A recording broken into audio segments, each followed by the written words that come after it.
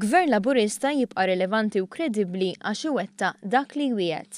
Għal dan id-Deputat Prim Ministru Louis Grech meta indirizza t-tieni sessjoni plenarja tal-Konferenza Ġenerali Annwali tal-Partit Laburista li matula tkellem dwar il-ġejjieni, il-ġlieda kontra l-inugwaljanza u kontra l-burokrazija żejda u l-ħidma biex issir reviżjoni tal-paga minima nazzjonali.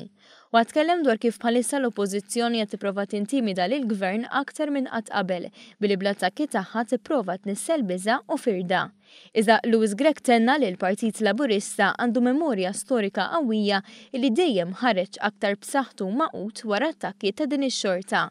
Id-Deputat Prim Ministru tkellem dwar il-ġid li nħoloq fl-aħħar 4 snin taħt l-amministrazzjoni ta' dan il-Gvern u qal li l-ġid ma jiġix mix-xejn.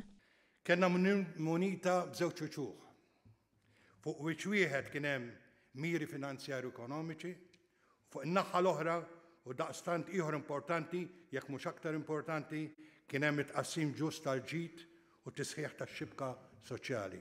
Iżda dak miksub mhux il-wasla, il-Partit Laburista għandu ambizzjonijiet oħra dan il-pajjiż, għalkemm dak li sar m'għandux ikun injorat.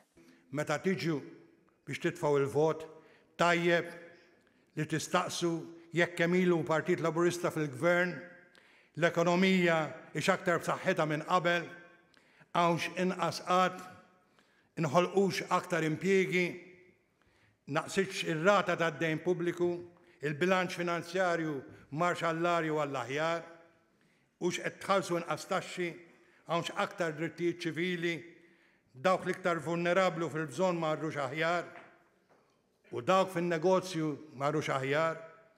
Il-Gvern Laburista għamilx differenza aħjar fil-ħajja ta' ħafna minnkom u l-Gvern Laburista wettaqx ħafna mill-wediet li kien għamel.